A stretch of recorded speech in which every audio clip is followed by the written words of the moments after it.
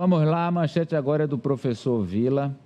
O professor traz para nós as reações soberanas dos países às ameaças do novo presidente dos Estados Unidos. Investida de Trump como, aspas, dono do mundo, encontra resistência. México, Panamá e Groenlândia reagem às ameaças do presidente americano. Vamos ver aí as reações, entre aspas, dos chefes desses países. Vamos lá, Ari, olha o que eles falaram, começando com a Groenlândia. Nós somos groenlandeses. Não queremos ser americanos. Também não queremos ser dinamarqueses. O futuro da Groenlândia será decidido pela Groenlândia. Primeiro-ministro da Groenlândia, Mut Ejed. Mais um. Cláudia Sheinbaum. É sempre importante ter a cabeça fria. Mais um. O diálogo é sempre a maneira de esclarecer os pontos mencionados sem prejudicar nosso direito, nossa soberania e a propriedade do nosso canal. José Raul Mulino, presidente do Panamá. E agora a reação da Dinamarca. Não é possível que certos países, se forem grandes o suficiente, não importa como se chamem, possam simplesmente tomar o que quiserem. Lars Løkke Rasmussen. Ministro das Relações Exteriores da Dinamarca. Então, professor.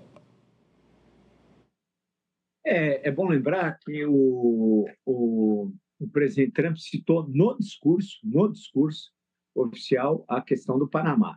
E as outras referências, elas foram feitas em outros encontros, inclusive naquele estádio enorme lá, vizinho, relativamente próximo ao Capitólio, mas que não tinha nenhum dos extremistas que viajaram com o nosso dinheiro, que ainda estavam fora.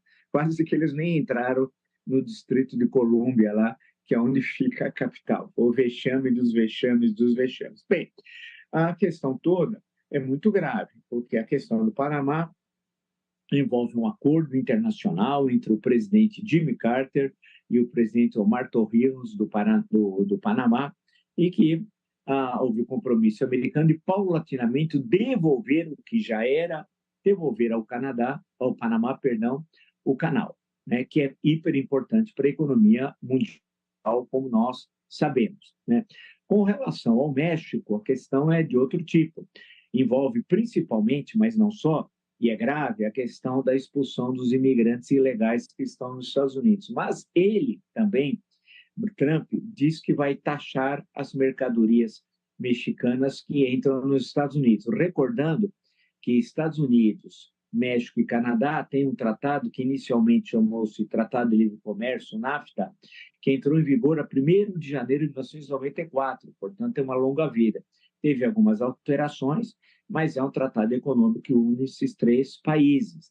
Então, mesmo assim, ele diz que vai taxar duramente a economia, os produtos exportados pelo México para os Estados Unidos. E também fez referência ao Canadá, de passagem, eu quero lembrar aqui, de taxar as mercadorias canadenses, né, apesar do tratado, e até de anexá-la, como mais um Estado americano. E, por fim, a questão da Groenlândia, que aí envolve, evidentemente, a Dinamarca, né? A Dinamarca é que tem, apesar da Groenlândia ter uma autonomia relativa à independência, ela pertence à Dinamarca, e aí vai criar uma questão até na OTAN, porque a Organização do Tratado Atlântico Norte diz, quando um dos países é agredido por outro Estado, não por organização terrorista, por Estado dos outros, tem em sua defesa. Os Estados Unidos faz parte da OTAN e vai agredir um país que faz parte da OTAN. Em suma, é tudo muito sério, muito grave, tem blefe nisso tudo, é verdade, mas tem as questões sérias. Lembrar que o Adolf Hitler, nos anos 30, muitos achavam blefe o rearmamento alemão. Não ocorreu. Muitos achavam era um blefe a anexação da Áustria. Também ocorreu. Outros achavam que o blefe ocupar os Sudetos, uma pequena parte da Tchecoslováquia. Ocorreu. E outros achavam como blefe ocupar a Tchecoslováquia. Isso tudo antes da guerra contra a Polônia iniciando a Segunda Guerra Mundial. E ocorreu, além de todas as violações aos direitos humanos, ainda dentro da Alemanha, antes de começar a guerra, e violando o Tratado de Versalhes. Então, precisamos tomar cuidado com esse tipo de liderança, sabendo que elas não são iguais, evidentemente.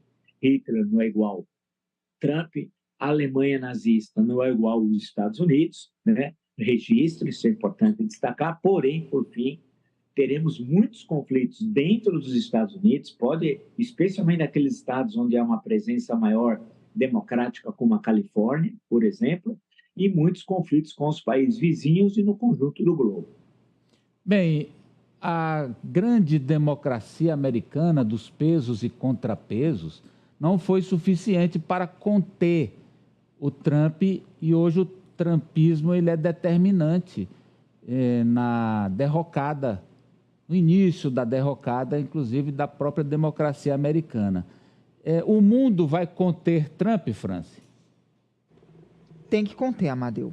Caso contrário, nós viveremos uma barbárie no mundo, porque eu não acredito que os demais países aceitarão calados esse viés expansionista do Donald Trump, ele que vem atentando ali no seu discurso contra uma série de países, uma série de democracias, e tudo isso, a meu ver, tem uma única explicação. O Trump está temeroso com o poder que a China vem agregando, com o poder que o BRICS, que hoje detém 25,5% do PIB mundial, também está agregando, lança algumas bravatas, mas eu não descartaria que ele pudesse tentar, sim, expandir o território estadunidense, porque o que falta no Trump são escrúpulos. Ele já deixou bem claro que ele trata o resto do mundo como um nada, como se fossem vassalos dos Estados Unidos, como se ele fosse um rei, um imperador, e todos os demais devessem devoção a ele. Então, o mundo precisa parar o Trump, caso contrário, eu tenho até medo, Amadeu, de imaginar o que viveremos. Vamos lá, deixa eu falar para vocês, melhor do que mudar é evoluir. O Colégio Objetivo